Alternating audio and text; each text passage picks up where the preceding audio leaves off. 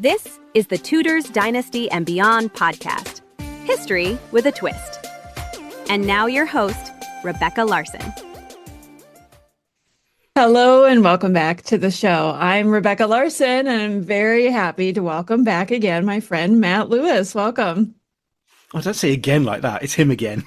At some point you're going to stop inviting me, I know, so I'm just making the most of it while you still let me through the door. Did I say it in a tone that sounded like I didn't want you here? No, it's just my paranoia. I'm going to keep inviting you back because we have been on this medieval journey and I am loving every minute of it. The listeners are loving every minute of it. And, we started out with Empress Matilda and Stephen. And I always have to say, I was always a Matilda fan and I hated Stephen, and you changed my mind about him. So I was like, let's keep going on this. Then we did Henry II and his wife, Eleanor of Aquitaine. And of course, people loved that one too, because those two are like the power couple. And then we did the idiotic sons of Henry II, which I think now anybody who is listening or watching will agree that they were idiotic. I think they were. I think they were a dodgy bunch of idiots. They were. And then lastly, we did King John and his sisters, really wanting to focus more on his sisters than King John, because King John had zero redeeming qualities. He did, much like the rest of his brothers. He's probably the worst one out of the four of them, which is saying a lot. And the girls do something to make up for their idiot brothers. So. Yeah, I'm learning so much along the way about medieval history with you. So I wanted to continue on this journey. And in the last episode, we ended with King John dying. So that leaves our next monarch. So today we're talking about his son, Henry III. And I know you wrote a book on Henry III. And I feel like I say this every episode. I don't know very much about him. And I'm very intrigued by why you wanted to write a book about him. I think just because, since I wrote my book, we now have the magisterial two-part Yale Monarch series book by David Carpenter, which is, the ultimate book that will ever be written, or the ultimate two books that will ever be written about Henry III. But before that happened, when my publisher asked me to write this book, and I kind of said to them, I don't know very much about Henry III. It's outside my usual area. And they said, that's exactly the point. Nobody writes about Henry III. He's a big gap. Everyone talks about idiot John, Richard the Lionheart a bit.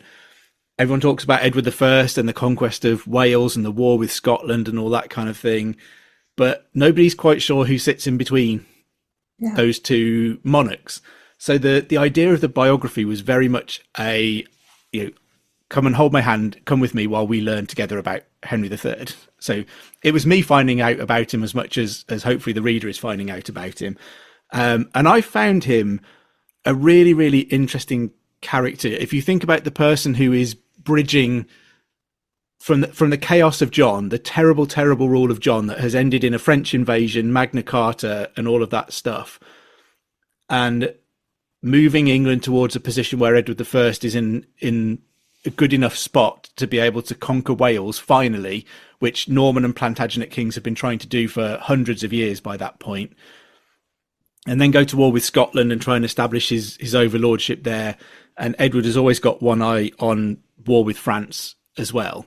Something pretty special must have happened in between those to create that order out of the chaos.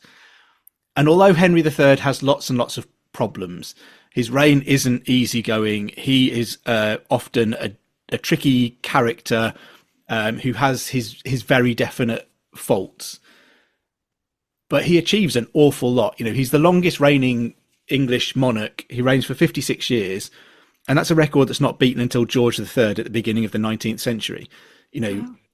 He's on the throne for an awfully long time and he achieves an awful lot. And I think his achievements and the good things about him often get lost when we talk about the problems with his reign, particularly around people like Simon de Montfort, who was he's a singular character in his own right too. You guys, seriously, if you haven't bought Matt's book yet, go out and get it. I know he said these other two are the books to get, but it started with you.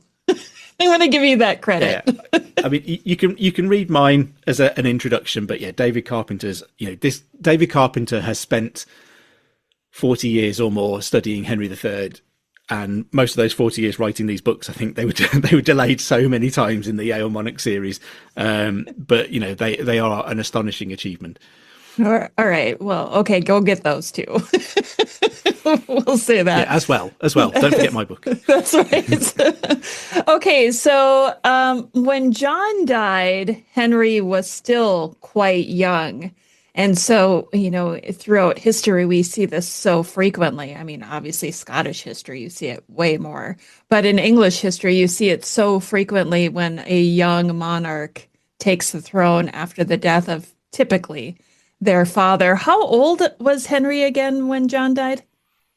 So Henry is 9 years old, and this is the first time that England has had to face a minority since way before the conquest. The Anglo-Saxon system sort of prevented minority governments because they were able to choose from a pool of suitable candidates, and one of the criteria was that they were an adult. So you don't get underage kings in the Anglo-Saxon period, and we haven't hit a moment since the Norman conquest until 1216 when John dies where we've had a child succeed. We know that this will go on to include people like Richard II in the future and Henry VI and all of the problems that they have with their reigns.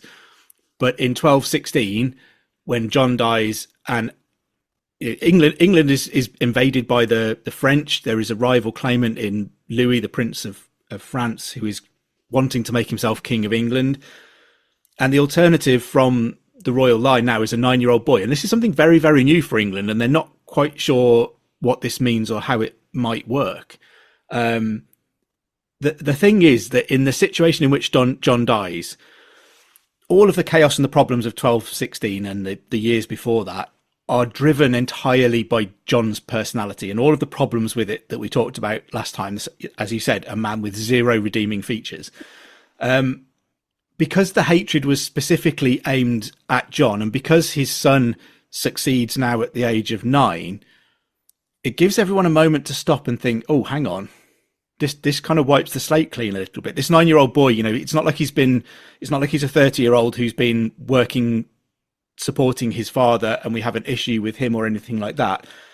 This is an opportunity to wipe the slate clean. And it immediately gives the English barons that were allied with the French a little bit of pause for thought, because what are they going to do now? This has taken all of the sting out. This has removed the thing that they said they were fighting and rebelling against.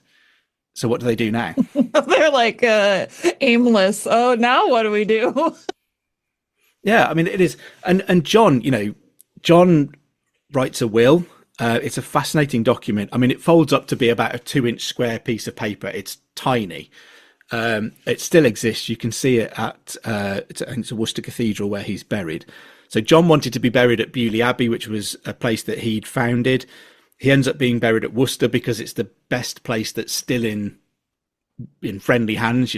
Westminster Abbey is out of bounds because it's in London and the French are there. Beaulieu Abbey he can't get to either. So he's buried at Worcester. And they have, I don't know if it's actually the original will or a copy of it that they have at Worcester, but you can see it there.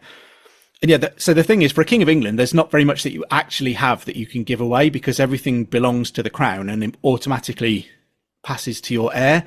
So John's will is this tiny, it's a document that folds down to this tiny little piece of paper in which he essentially begs a few people who are still loyal to him to help his son stay on the throne. So all of a sudden now on his deathbed, John is worried about his dynastic credentials and the problems he knows he's leaving behind. And I guess fortunately for John, amongst those men who he's able to appeal to is William Marshall, who, one of the most impressive figures who kind of looms over the end of the 12th century and the beginning of the 13th century in English history. And he's kind of he's mentioned in the will. John is like, Bill, do us a solid, help, please help. Yeah. And all of the lords that are loyal sort of gather round at Gloucester, and they so we get this history of William Marshall, which is commissioned by his family after he dies. So we need to be careful that it's incredibly partisan. So it obviously makes out William is the finest human being that ever lived. But they make a point in this that all of these lords sort of say to him, you have to be regent. You are the only person who can do this. You're the only person that can bring everyone together. You're the only kind of person with the stature that demands enough respect to do this. And William Marshall is like, oh, guys, I couldn't possibly. It can't be me, surely. And they have to, twist his arm and plead with him and tell him what a great guy he is. And eventually he agrees to act as regent. And then, the things that he does over the remainder of his life really are hugely impressive. So 3 weeks or so after John dies, the 9-year-old Henry undergoes a coronation at Gloucester Cathedral. So again, they can't get to Westminster Abbey to have him crowned, but they figure that a coronation of some description somewhere is better than no coronation. And the danger is that Louis, who is in London and does have access to Westminster Abbey, could go and get himself crowned while there's no king. So in the instant that Henry is crowned Henry III, Louis is only ever going to then be crowned as a kind of rival after him. So they've managed to get in there first, which is a really smart move. One of the things I don't understand about this whole period is why Louis is in England for so long and never undergoes a coronation as King of England. Yeah. That would have put him in such a powerful position, particularly at the moment of John's death or even before John's death. But he just doesn't do it. And I don't entirely understand why. But William Marshall sees the opportunity in this and gets 9-year-old Henry crowned. We're told they have to tailor all of his clothes because they're too big, and they're trying to find robes that won't swamp this poor little boy. And they have to pinch one of his mom's gold circlets to use as a crown because you can't put a massive heavy crown on a 9-year-old boy's head. Yeah. So it's a makeshift coronation, but it's done, and he is anointed and he is King of England. And then the other striking thing that William Marshall does almost straight away is reissue Magna Carta. So he slightly amends it. He takes out the portion about, there was one of the really contentious bits that John had really opposed was the idea of appointing this panel of barons who would have the authority to take royal power from the king if he behaved badly. I mean, John wants to behave badly, so he's not going to go for that, is he? Right. And William Marshall kind of takes that out of it because, he's regent and everybody loves him anyway, so it's absolutely fine. And the king is so young that it's not going to be an issue what he does in his own name for many, many years yet. And he issues Magna Carta because all of these people, the Northern barons and all of those who've joined the French, were kind of rebelling on the basis that John had reneged on Magna Carta. So William Marshall's kind of, after the coronation, his second move is, right, you've got Magna Carta back again now. So what are you fighting for? What are you rebelling against? Just come back on side. Smart. That seems like a smart move on his part. I love how you said, he was like, I don't know if I want this power. Come on, guys, tell me how good I am. Yeah, surely it can't be. I'm not good enough for this, am I? Do you think I'm good enough to be regent? Tell me more. I love that. And I did not know that Henry was not crowned at Westminster. I thought every monarch was crowned. Is he the only one in history that wasn't? No, well, he has a second coronation. So in 1220, when they've managed to deal with all of these crises, he undergoes another coronation again at Westminster Abbey. And they sort of say, this is to make sure that it's definitely, no one can come along later and say, well, you weren't crowned at Westminster Abbey, so it doesn't count as a proper one. So okay. Kind of 3.5 years after that coronation at Gloucester, when all of the problems are dealt with, when Louis has gone home and the barons are kind of reconciled and everything else, then he does undergo, a belt and braces coronation at Westminster, just to make sure he's definitely a king. Okay. All right. That's good. So let's go back now. King John has died. He was married. He had a wife, Isabella of Angoulême, and she is now the son of the king. And you would think being the son of the king, you're going to hold some power. What happened to her after John died? She goes away. She heads straight back to France. She's like, see you later. I can't help imagining she's like, oh my God, John's gone. Thank you. I can't get out of here fast enough. But she leaves all of her children behind. I think that's probably a pragmatic realization that she doesn't really have a role in England now. William Marshall is the regent. Her son is the king. There is this council around William Marshall. all of these men are governing. She's also perhaps, too intimately associated with John and his government to be a useful figure to have lingering around. She can't add anything to the deal there. Maybe she never really thought of England as home. I don't know. We don't have anything from her to tell us why she does this. But in 1217, so the year after John dies, she's there when her son gets crowned at Gloucester.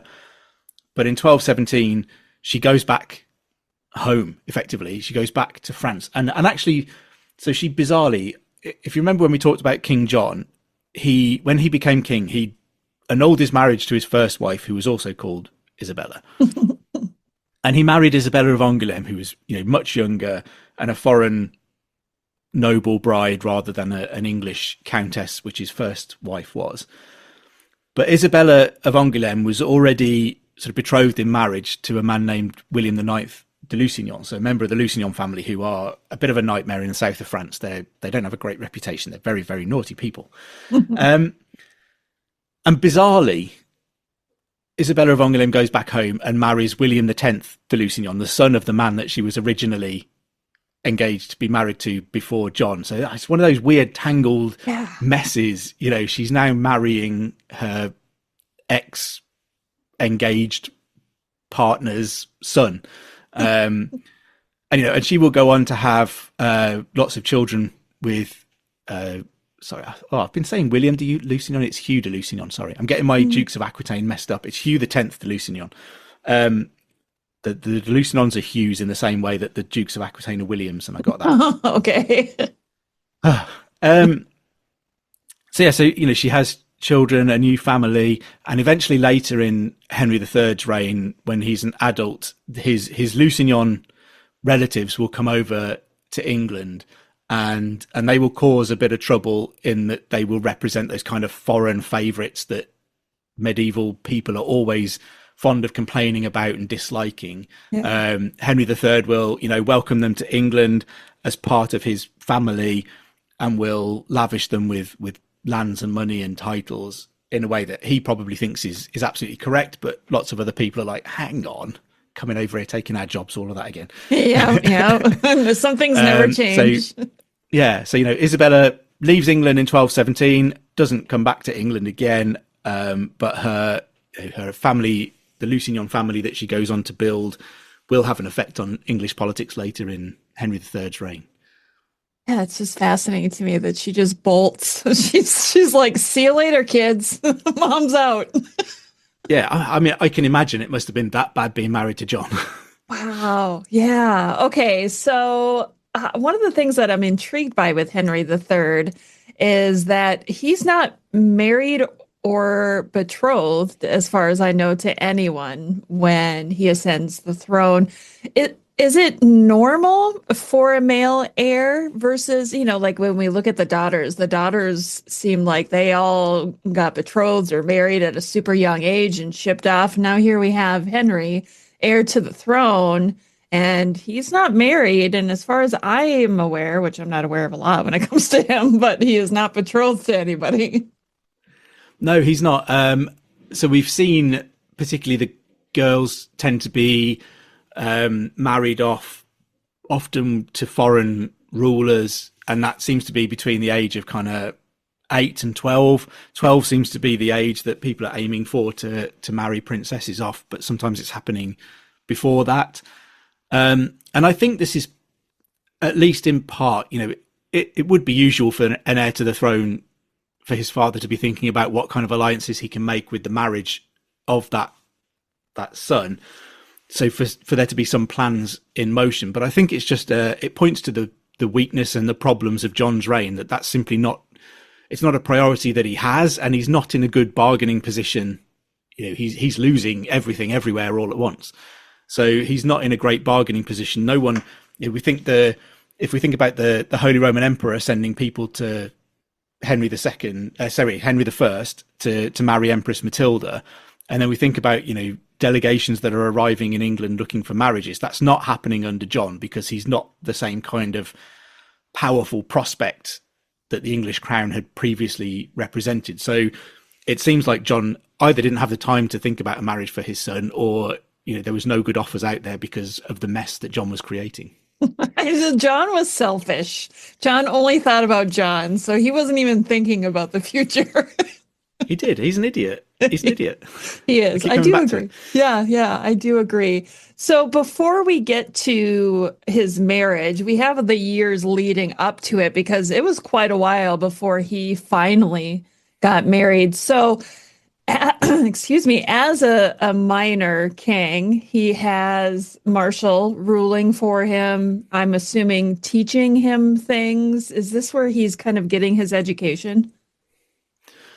I think in part, yes. He's watching one of the most significant noblemen of his era. He's William Marshall is Earl of Pembroke by this point. He's watching him work, and he's watching him, make decisions like to go to the Battle of Lincoln in 1217, where he wins, to fight the naval battle at Sandwich in 1217 too, and to one of the most striking things he might have learnt. So William Marshall gets a little bit of criticism because after they've won at Lincoln and they've won at Sandwich, Prince Louis is still kind of hovering around. He still largely controls London. And William Marshall enters into a negotiation with Louis and essentially offers him really, really good terms to go home. And William Marshall gets criticised by contemporaries for this in the same way that we spoke about Stephen getting criticised for being, too nice, for letting people off too often. William Marshall is criticised by some of his contemporaries for not, crushing the French when he had the chance to. But I think the sensible thing that he does is, A, he gets this threat out of England altogether. Louis goes home to France and that's that. They've got control of all of that territory back. But this is also a man who is going to be King of France soon, when his father dies. And I think William Marshall is probably thinking there's no point annoying him any more than I need to, because he's about to get, at some point in the future, he's going to get control of all of the resources of France. And if he feels like he's had a good deal and he's got away with his honour intact and everything else, maybe that's enough. If he feels like we have upset him, embarrassed him, and he's holding a grudge, then as soon as he becomes King of France, we're going to have the same problem happening again. So I think you can see a little bit of a long-term plan that, his contemporaries didn't entirely appreciate. But I think there are good reasons, again, for what William Marshall did. And there are other people around Henry III. So there is Hubert de Burgh, who will later become the Earl of Essex. He's Justiciar. So this is one of the senior kind of governmental role in England. And he did an incredible job of holding Dover Castle during John's reign. Louis was trying his best to get hold of that. So Hubert is an incredibly competent man.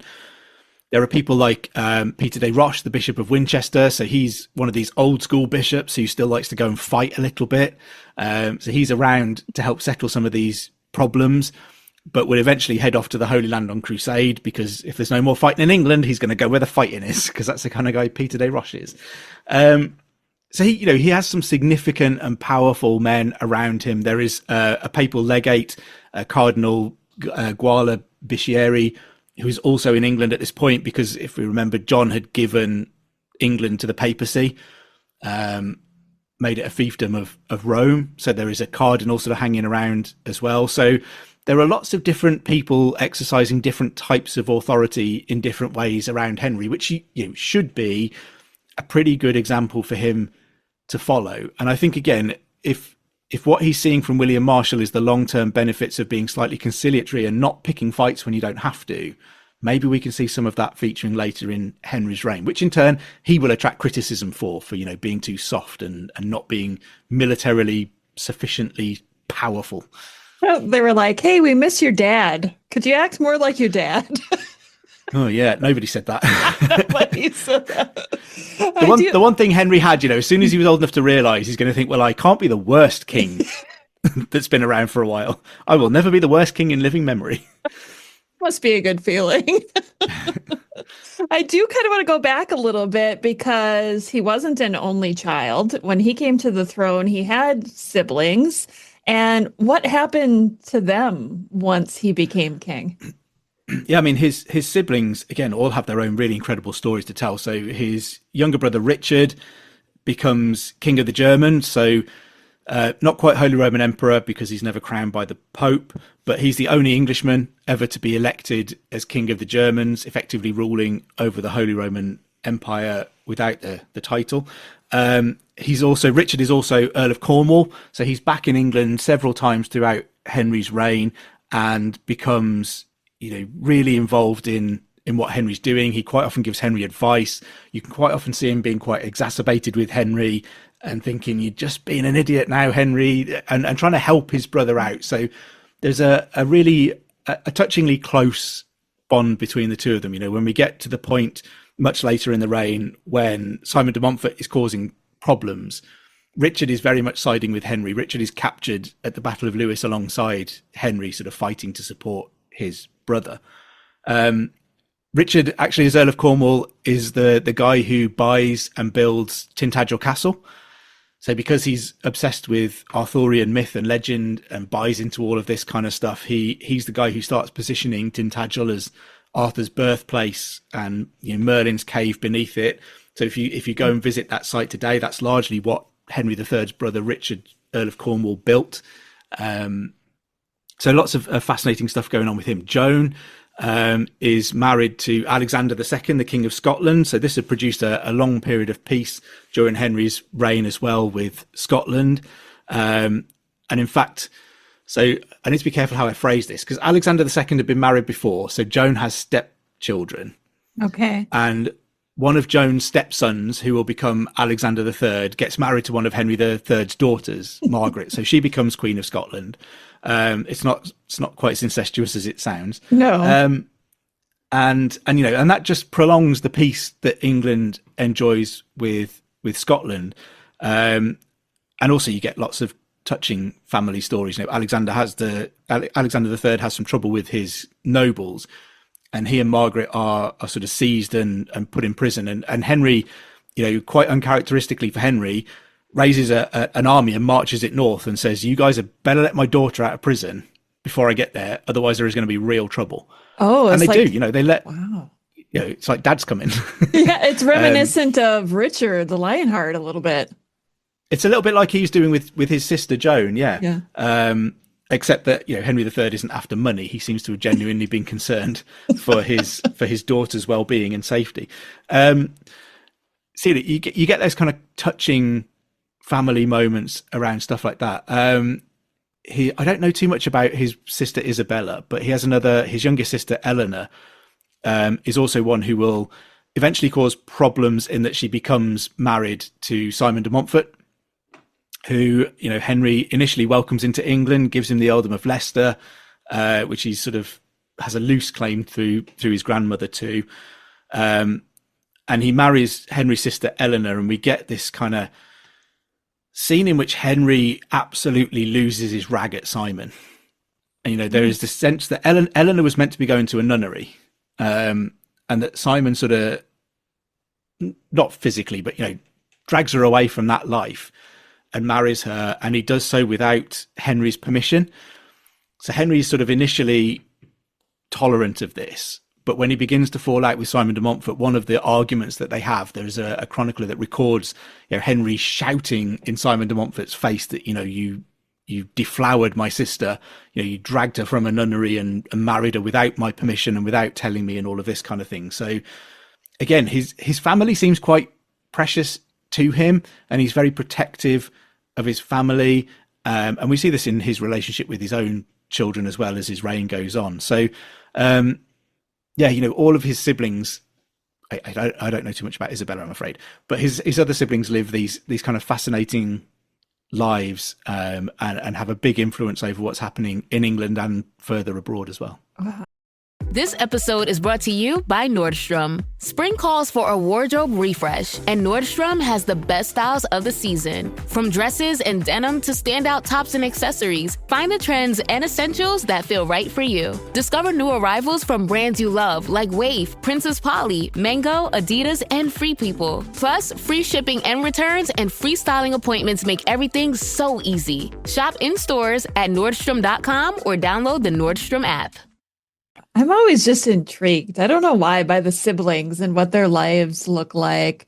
once they're really immersed into the life of this royal family and, and what choices they can make, what choices they make and maybe shouldn't. And of course, I always love a good love story. So if there's any of those, you're gonna have to let me know. I don't know right now if the pulling the sister from the nunnery is exactly a love story, but yeah, I mean, we don't really get a sense of whether Eleanor wanted this or not. Yeah. It's just that Henry complains that Simon de Montfort did this. Okay. All right. So now I feel like we've gotten to the point where we can talk about his marriage. And he's in his 20s by now. He's pushing 30, isn't he, at this point? Yeah, so he doesn't get married until 1236 when he's 28. Yeah. And he marries Eleanor of Provence, because what this story needs is another Eleanor. We haven't had an Eleanor for ages, have we? So yeah, he marries Eleanor of Provence. So, a strong, powerful diplomatic marriage with rulers of the south of France. Eleanor is 12 to Henry's 28. So, fairly shocking to our ears. Yeah. But as we've discussed, kind of 12 is the age at which young noble women may have been expecting to be sent off to marry their eventual husbands. And that kind of age gap isn't all that unusual during the medieval period either. They don't have their first child till about 3 years later. So when Eleanor is about 15, and then they have several children. So the oldest is Edward, the future Edward I, who during Henry III's reign is most often referred to in the Chronicles as Lord Edward. They're not really using the title Prince at this point. So Okay. we would call him Prince Edward, but they refer to him as Lord Edward. And then we get Margaret the next year, the one who will marry into the Scottish royal family. We have Beatrice, Edmund, and the youngest, Catherine. And again, Edmund has a fascinating story, which is often used as an exemplar of how out of touch with the world Henry III becomes a bit later in his reign too. Oh, I'm intrigued by Edmund. What's the significance of Crouchback? So this is most often thought to refer to, he goes on crusade with his brother Edward. That Edward is in the Holy Land when Henry III actually dies and he becomes king. And Crouchback is understood to be a kind of variation of crossback. So the fact that he was a crusader, that he wore a cross on his back. So when you become a crusader, you're given the badge of the cross, and people might sew that onto their arm, or they might sew it onto their chest, or they might sew it onto their, we think of the Templars and you think of those big white capes with the red cross kind of sewn onto it. Yeah. So it's believed that's there was often there's been a story around for ages that this was because he had some kind of scoliosis or kyphosis or curvature of his spine or something like that led people to call him Crouchback. But it seems to be a reference to him being a crusader, and it's kind of derived from being crossback. Interesting. I never knew that. I see. I learn something new every day. I'm learning a lot new today. So No, that's the one thing. That's all you're out to learn today. that's it. That's the one thing that I've learned today. Okay, so they had several children together. Is there any indication whether or not this was a happy marriage? Like, was it just out of obligation, or they had several kids, but that doesn't always mean anything. Yeah, I mean, it's really hard to tell. As far as we can tell, it seems to have been a very close relationship. Despite the age gap, I would say they became very, very fond of each other. And as I talked about, we see this nurturing of this close family unit. We often have this idea that Queen Victoria in England started the idea of the royal family. But if anything, I think you can see Henry III doing something very, very similar, in that to him, all of his siblings and particularly all of his children are very important. And he seems to have very good and very emotional relationships with all of them. We've seen him, already talked about him raising an army to go and help Margaret in Scotland when she's chucked into prison. He, later in his life, when Edward is going off on crusade, the chroniclers give us this touching scene of them sort of standing at the shoreline, sort of crying and hugging each other because they don't know if they're going to see each other again. Oh. And it's kind of the most unmedieval family scene that you can possibly imagine. But this sense that, the fact that Edward remains so loyal to his father, even when he's, not necessarily agreeing with what Henry is doing, he at one point falls in with Simon de Montfort. But Edward clearly loves his dad. And when we think about the fairly harsh and brutal reputation that Edward I is going to have, it says a lot, I think, about the character of Henry, that this is someone Edward loves and is emotionally connected to, and cries when he has to leave, and fights a war to free Henry from Simon de Montfort. Edmund kind of gets, we know less about Edmund's personality, but Edmund gets involved in this idea. The Pope tries to encourage Henry to make Edmund King of Sicily when that crown comes up. So we've seen Richard I go and cause havoc in Sicily. There's a bit of trouble there again. And the Pope says to Henry, why don't we give the crown of Sicily to your second son, Edmund? And Henry says, yeah, that sounds like a really good idea. That's great. And the Pope's like, okay, all you've got to do is give me a bucket load of money to buy it off me. And immediately you'd be thinking, what? And then you've got to go and conquer it. If you just pay me and then you go and conquer it, you can be King of Sicily. At which point I think most people would have been thinking, this is not a good deal. Exactly. I don't think this is going to work. But Henry is all in, like 2 feet in. He is desperate to make Edmund King of Sicily. And I don't know to what extent is this him trying to provide for his second son? Is this him trying to really give something to his second son that otherwise he's not going to be able to? But again, he attracts an awful lot of criticism for contemporaries for trying to progress this, to the point that his brother Richard is in England when it's being discussed, and Henry is trying to raise money, and everyone's like, you can't afford to do this, and also you can't take an army all the way across Europe to Sicily to conquer the island either. It's not going to happen. And Henry just won't hear it. And we have one of the chroniclers that says, his brother Richard stands up in front of him at one point and says, you may as well tell me you're going to go and conquer the moon. That's as possible as conquering the island of Sicily. So clearly, he just can't see the issues with trying to do this. Whether that's because he's, simply oblivious to the realities of the world, or whether it's because he's so desperate to give something to his second son. Edward is going to be King of England. Margaret is Queen of Scotland. Yeah. Is he so desperate to give something to his second son that he's willing to try and make the impossible happen? But it doesn't happen, and it becomes a really embarrassing thing for Henry and the English crown.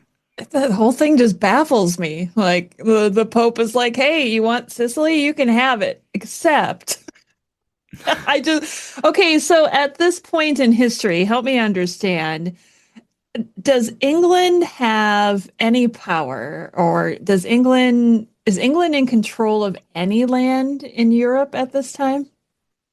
So England still controls what's called Gascony. So this is a smaller version of Aquitaine on the southwest coast of France.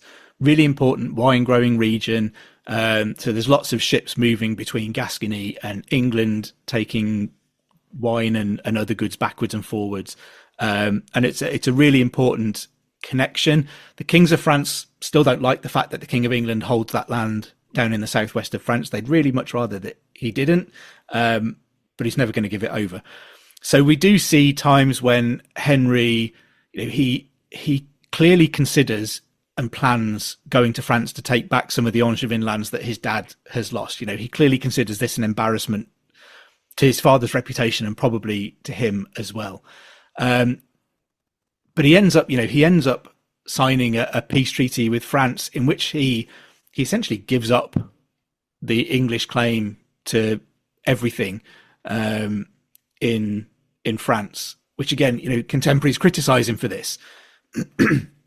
But I wonder whether if we step back, what we can see is Henry being a bit of a realist.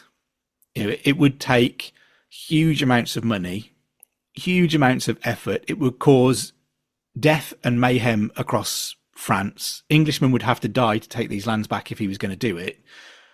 And he's probably going to fail. If Richard I couldn't do it and he died trying, and his dad raised all of that money from the church's problems, his dad was richer than any king of England has ever been, and he couldn't do it.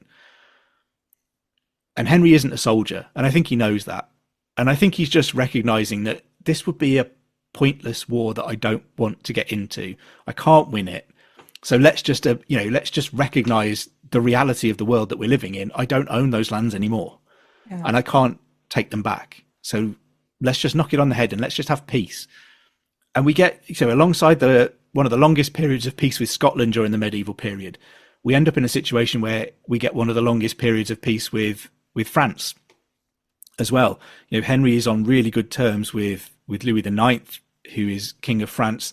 So Prince Louis, who had invaded England, becomes Louis VIII. He dies in 1226, so he doesn't reign for very long, and he's succeeded by his 12-year-old son as Louis IX.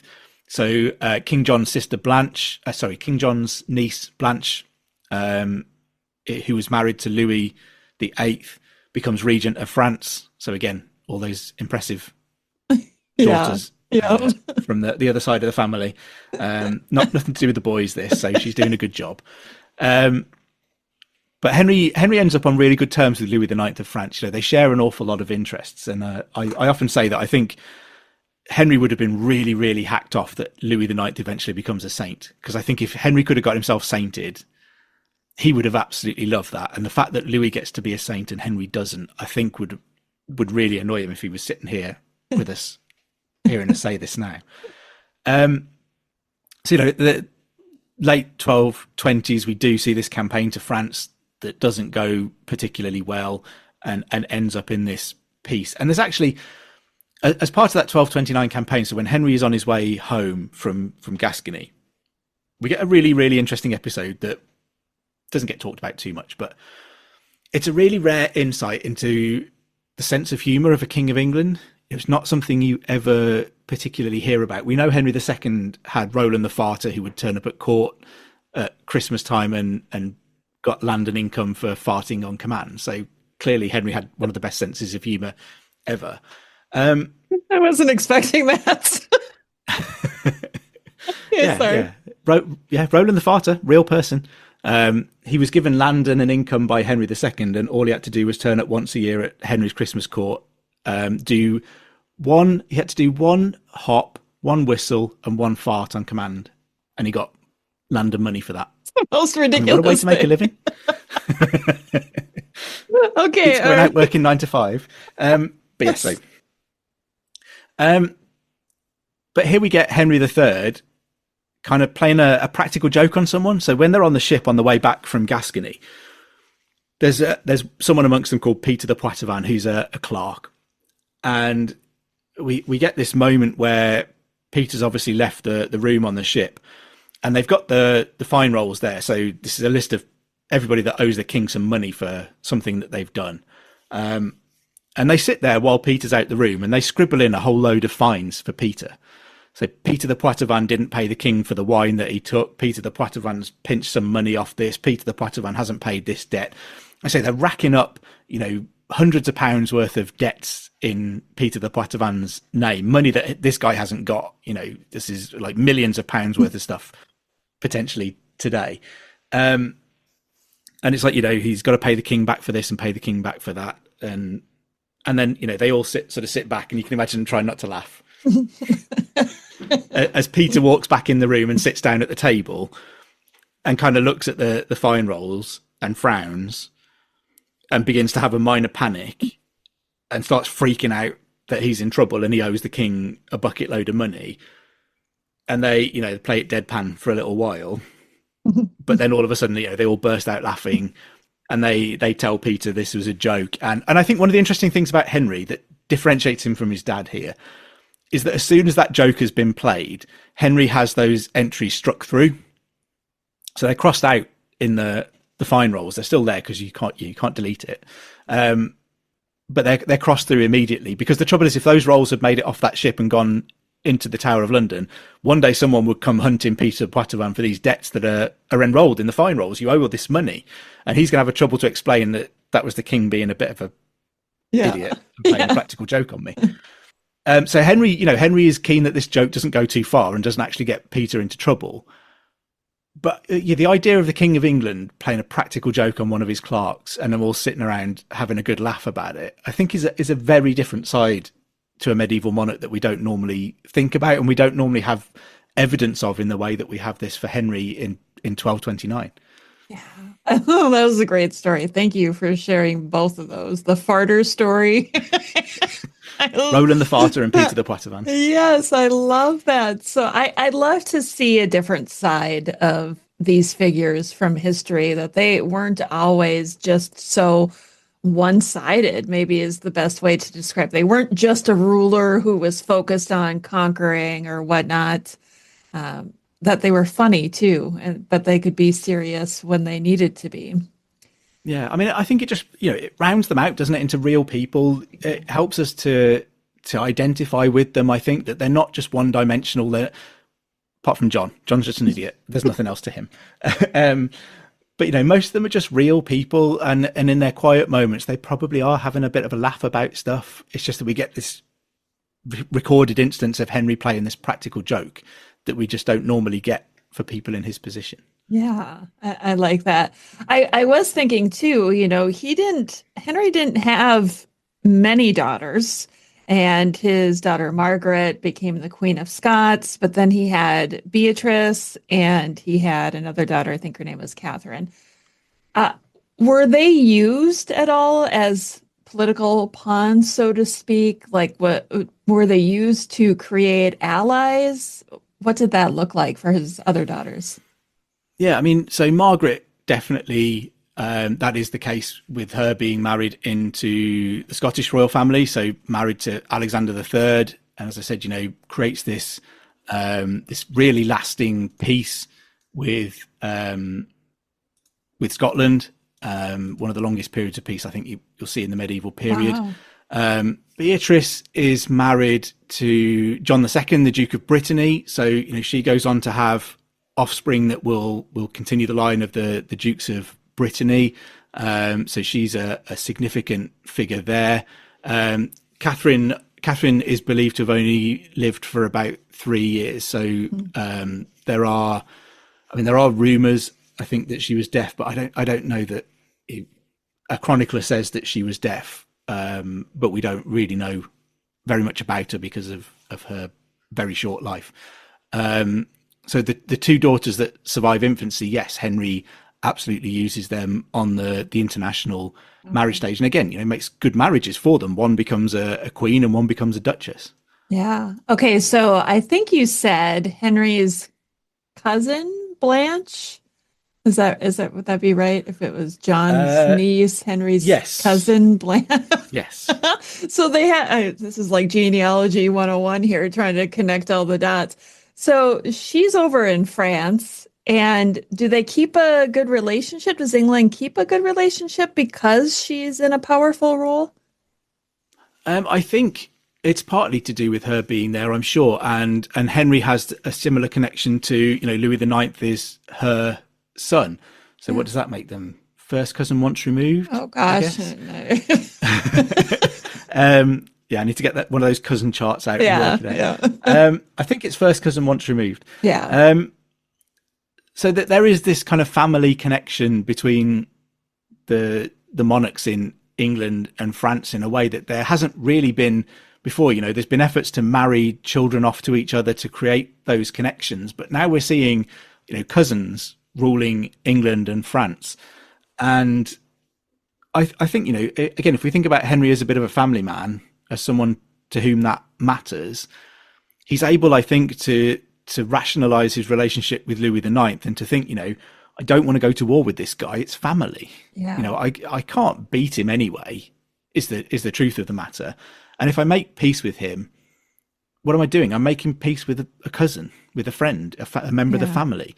And I think, Henry wasn't good at war, knew he wasn't very good at war, and so decided to be good at peace. And for the most part, I think he manages to do that. It does create issues. So when Simon de Montfort comes along later in Henry's reign, Henry falls out with lots of his barons. So we're getting into the Second Barons' War at this point.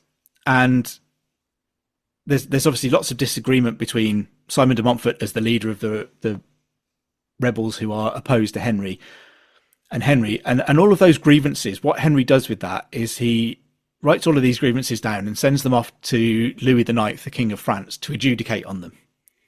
And everyone in England is kind of going, you did what? You asked the King of France to adjudicate between the King of England and his nobles. That is not how we do this. And obviously Henry's thinking, well, Louis is just going to find in my favour because my old cousin over there, who I get on really well with, obviously he's going to do what I want him to do. And you know, Louis is a king. Louis is not going to be about reducing the powers of a king because he's a king and he doesn't want his powers reduced. So he was inevitably going to find in favour of Henry, which I'm sure is what Henry wanted. The difficulty is that he's in danger of positioning the English crown as somehow subservient to Louis. I don't think Henry would ever have thought about it in those terms. He would have thought, you know, I'm going to go and talk to my cousin who I get on with, who is a king like me and understands the position that I'm in. And I'm going to try and get him involved to help sort this out as a kind of, I would say impartial third party, but he's definitely not impartial because Louis has his own interests around. But for those in England, they're immediately, you know, clapping their palms to their forehead thinking, what are you doing, Henry? You don't go to the King of France to ask him to adjudicate on English matters. These are people we've been at war with before. So again, I think you can see reasons for why Henry does what he does, but you can also see his contemporaries becoming a little bit exacerbated with his inability to play a kind of bigger game of politics that you might expect a medieval king to be playing, to weave those kind of intricate webs, to never quite give away the whole game. I think Henry's not very good at playing those games. I think he's probably just too honest and too plain. And he's kind of, you know, we're at peace. You're my friend. You can help me. Will you help me, please? It sounds like he had a rather peaceful reign abroad, let's say that. But maybe was there just more turmoil around it at home versus abroad? Yeah, I think so. So, I mean, he does, you know, apart from trying to invade France in the 1220s to try and get some of that land back, he's largely at peace with everybody overseas. He has trouble in England, partly because, you know, his dad's handed the kingdom over to Rome, to the papacy. And Rome seems to have this idea throughout Henry III's reign that England is incredibly rich. They're just hiding it. Right. Oh, wait, John had all those castles with rooms full of coins. Exactly. So there are stories that there is money all over England, and they seem to think that it's an incredibly wealthy country and therefore can be taxed to provide money for Rome and to champion kind of crusading and all of that kind of thing. So Rome is constantly sending assessors to England, trying to look for all of this money that they think is out there somewhere. And all the poor peasants are like, I literally have nothing. And they're like, you liar, where is it buried? You buried it in the garden again, haven't you? There's money somewhere. So England is constantly being kind of shaken down by Rome for money that it doesn't really have. And alongside that, you get kind of the Lusignans come over as kind of these foreign favourites. Eleanor of Provence brings a faction over with her as well, who become viewed as foreign favourites. They're most often referred to as a Savoyard, so the Savoy Palace and things like that is built by members of that faction. So he is seen as someone who has these kind of foreign favourites, which the barons of England, the nobility of England, are never particular fans of. And I think he then suffers from a dose of Simon de Montfort. I mean, Simon is a really, really interesting, problematic figure. And when I was writing the biography, the thing that I took from Simon de Montfort is that his dad and his brother, and I think two of his older brothers, are involved in the Albigensian Crusade in the south of France, so against the Cathars, the supposed heretics in the south of France who have a crusade declared against them, which I suspect has more to do with the King of France wanting to take the land that they were on. But never mind. That's another story.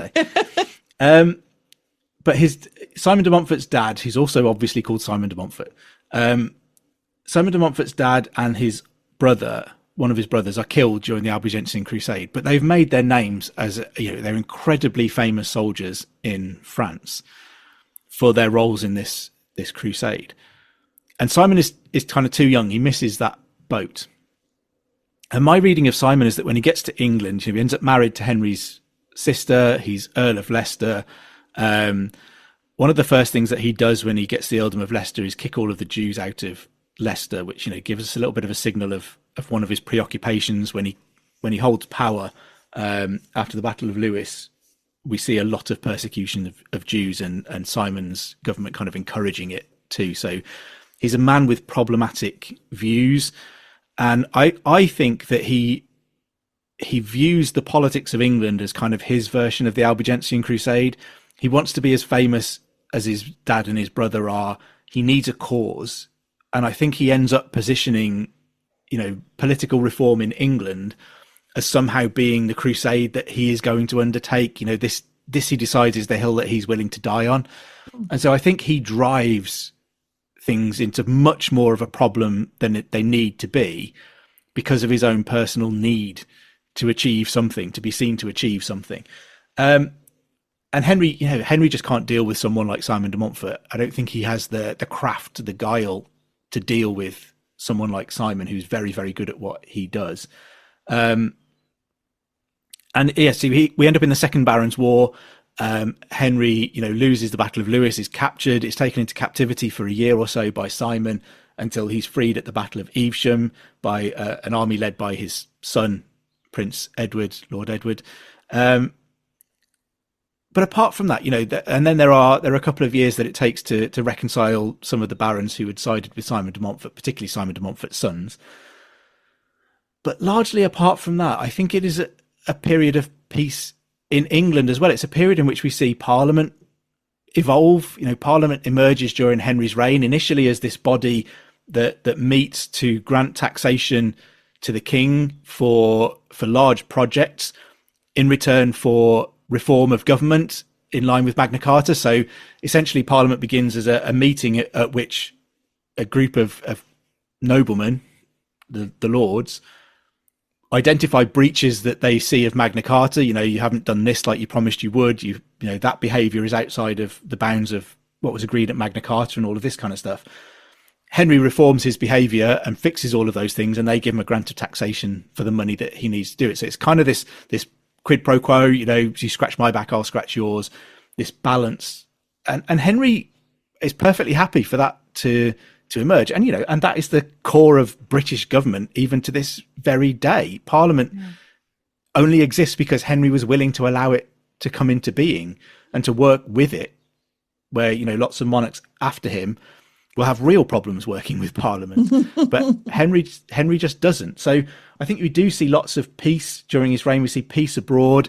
Although we get the Second Barons' War in England, which causes a few years of disruption, it's largely a peaceful time in England too.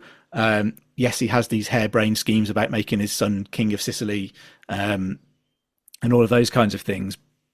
But for the most part, it's one of the most peaceful, productive, and important, constitutionally important times in English history. Oh, okay. I feel like I should just call him Henry the Peaceful. It seems like that should be his name. One of the problems that Henry has is that there are kind of two ways to be recognized as a good medieval king. You can either be a good warrior like Richard the Lionheart. Whatever else we might think about him, his contemporaries viewed him as an incredibly good general and soldier. Henry can't do that. And I think he knows he can't do that. He's not a good soldier. He's not into military matters. He doesn't particularly want to fight. The other way is to be more like Edward the Confessor. So, Edward the Confessor is considered this wise, saintly king. I mean, he gets to be a saint, which I think is what Henry really, really wanted. And the reason that Henry calls his son Edward is after Edward the Confessor. Edward the Confessor is a bit of an obsession of his. When he rebuilds Westminster Abbey, he moves Edward the Confessor's tomb to the centre. It's the centrepiece of Westminster Abbey, which it still is today. If you go and see it today, that's where Henry III put it. He actually arranges for himself to be buried in the empty space that creates. So he's going to be buried in Edward the Confessor's old grave. Wow. Bit weird. Weird. So he's trying to position himself as this kind of wise king, except that everyone is kind of, this Sicily stuff kind of suggests that you're not all that wise for the most part. And putting grievances to the King of France, maybe not the wisest thing a King of England ever did. So he doesn't quite cut it as this wise figure either, which means contemporaries really struggle to think of him as a good king. And I think everyone has ever since. But I kind of think, a man who is making peace with England's traditional enemies, who reigns for 56 years, which is largely a long period of peace and prosperity, is the kind of leader we might want today. Yes. Even if his contemporaries couldn't work out how he was a good ruler, I think maybe we can see it today. And what has often been viewed as weakness and failures begin to look like something quite appealing to us. Yeah. I think I've told you this before. Like, I'm obsessed with House of the Dragon, Game of Thrones, what's the new one? Seven Knights. Knight of the Seven Kingdoms. Yes, yeah, all of those. Obsessed. I have told people so many times I want a dragon. Okay, but as we're talking, hang on, I'll see if I've got a spare one out the back. I might have a spare one. I would just love to be a dragon rider. I'm obsessed. Okay, so anyway, my point is, I see so many parallel storylines, but just with different characters. And we had, was it Viserys the Peaceful? He had this peaceful reign where there was really no fighting, and then he dies and all hell breaks loose. And it feels like that seems to be this pattern throughout history, as you have this peaceful period of time. And I wouldn't even say just English history, American history too. You have peace, and then suddenly there is chaos afterward. And I kind of feel like that's where we're going next with his son, Edward. In the next episode, is we're kind of leading into that direction. Why do you think it is that we go from peaceful to chaos again? I think the problem with most of history is that humans are in it, and we're pretty terrible things. We're very quick to forget how bad war can be, how terrible those things can be, that things are never as easy as they might look on paper, and we can never achieve them as quickly as we think we might. So a long period of peace kind of sets people up to think some fighting might be quite nice. And in the medieval mindset, it's how you get on in the world. It's how you expand your kingdom, but it's also how lots of people in your kingdom get rich by taking what belongs to other people. And I think where you've had Henry III kind of making peace with everyone and trying to be on good terms with everybody, it's simply not the way that most medieval people want to do it. And so eventually someone is going to pick a fight somewhere. But as I said at the beginning, I think the really interesting thing that Henry doesn't get enough credit for is providing this kind of bridge from the chaos of John to a kingdom that is settled enough that it can begin. Edward I has these kind of almost imperial ideas of ruling the whole of the British Isles, and Henry has fixed the problems largely that are left over from John's reign. He has just provided that calmness and that stability, and that it's taken the sting out of everything. And I don't think he ever gets credit for doing that, because if you think about a kingdom that is in a position under Edward to go on the offensive, to get on the front foot, he can only do that because of what his dad's done.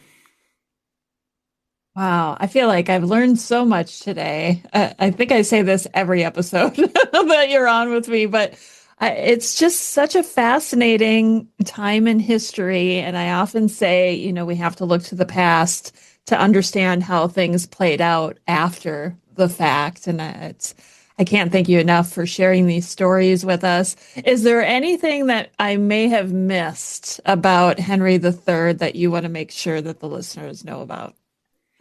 I don't think so, no. I mean, I would just say, again, at the end of his life, he dies in 1265 after 56 years as king, while his son Edward is away in the Holy Land on crusade. And again, we have that kind of touching moment of them parting at the shore and getting quite upset. And Henry's family kind of begin to fall apart. His brother dies just before he does.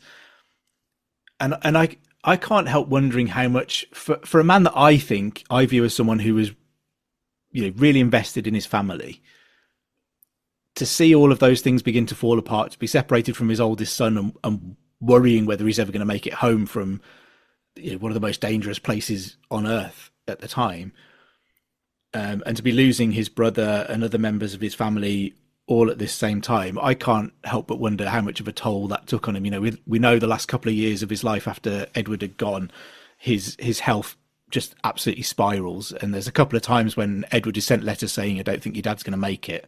But then he does kind of rally a little bit.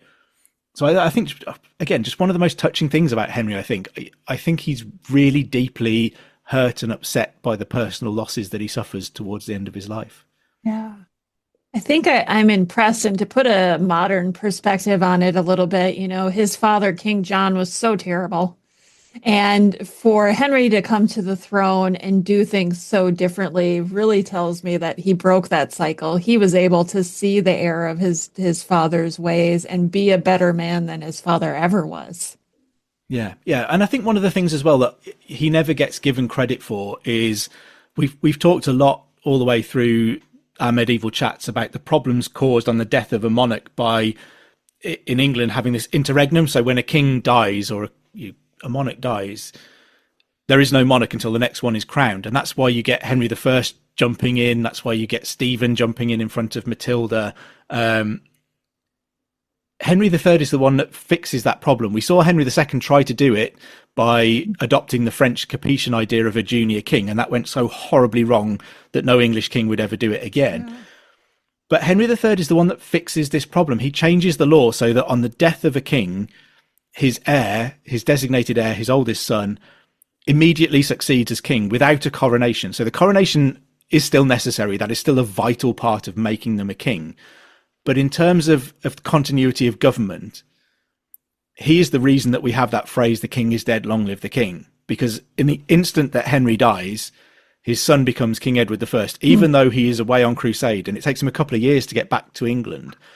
But government is able to keep working because of what Henry has done. His legacy maybe is the abolition of those interregnums that had been causing problems for generations. So again, here's a man who's often viewed as kind of slightly incompetent, but he's actually doing some things that are pretty important constitutionally that are still important today. That is quite the legacy. I did not know that. So that is absolutely amazing. Well, next time you come back, we're going to move on to his son, Edward I, and kind of set the scene. I feel like I'm already have so many questions about his role. I feel I've also read a lot of like historical fiction about this time period and all the fighting and the wars, the conquering, all of those things, how he treated different countries. But we'll get to that next time. But thank you, Matt, so much for joining me. Oh, you had Before something. we finish, sorry, I think I said that Henry died in 1265, and he didn't. That was when the Battle of Evesham was. He died in 1272. Oh, how dare you get that wrong? I know. I'm so sorry. That's awful. Of all the dates that you have to remember, at least you caught it. I think the worst thing is, right, once the episode comes out and then you go, oh, I got that wrong. Yeah. I was doing the maths in my head and I was like 56 years. But hang on, I think I said 1265 and it was definitely 1272. So yeah. You know what? I did the same thing in that live on Thomas Seymour that I did. And I said that Thomas Seymour worked with Margaret of Austria. He didn't. It was Mary of Austria. Margaret of Austria was long gone by that time. But yeah, I get it. I totally get it. Yeah, no, it's funny how sometimes those names just pop out and you immediately like, why did I say that? Why is that? I get my William de Lusignans mixed up with my Hugh de Lusignans earlier. Sometimes those names just pop out and it's like, where did that come from? Yeah. Well, you have so much information in your head. That's the thing about history is you have just so many little pieces of history and sometimes they get a little bit jumbled. So we forgive you as long as you guys forgive me too. So that's all that matters. Absolutely. Well, Matt, thank you again for joining me today. I very much look forward to the next episode. It's been a pleasure. Thank you very much.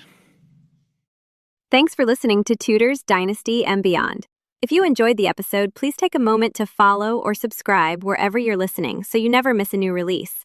And if you loved it, leave a quick review. It helps more history lovers find the show. Want to support the podcast and get bonus content?